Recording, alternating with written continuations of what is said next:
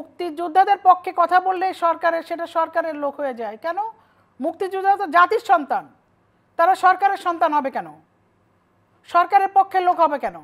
এইটা যারা মুক্তিযোদ্ধাদের সন্তানদের কটাক্ষ করে কথা বলে, আমি তাদের তীব্র নিন্দা জানাচ্ছি। আন্দোলন আসলে তাহলে কাদের?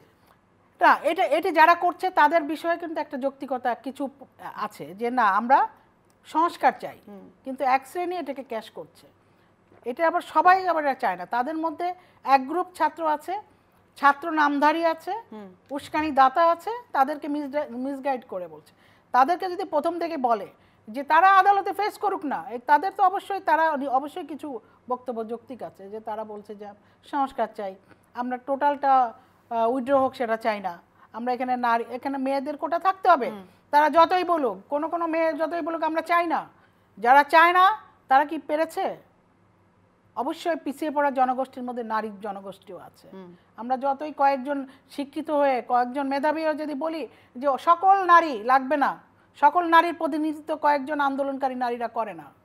তাদেরকে বুঝতে হবে যে নারীরা পিছিয়ে পড়া জনগোষ্ঠী, তাদের অধিকার দিতে হবে, এবং তাদেরকে এখনো একটা কোটার পর্যায়ে রেখে, তা নাহলে এই যে মাননীয় প্রধানমন্ত্রী আক্ষেপ করে বলেছেন প্রশাসনে এই যে যখন কোটা ভ্যানিশ করা হলো, তারপর থেকে ওই রকম নারীরা মানে প্রশাসনে আসতে পারে নাই। আমি এটা নিয়ে চিন্তিত আছি। প্রধানমন্ত্রী চিন্তিত আছে নারীদের জন্য, এবং সেই নারীদের একটি অংশ তারা রাজপথে আন্দোলন করছে, আমরা কোটা চাই না।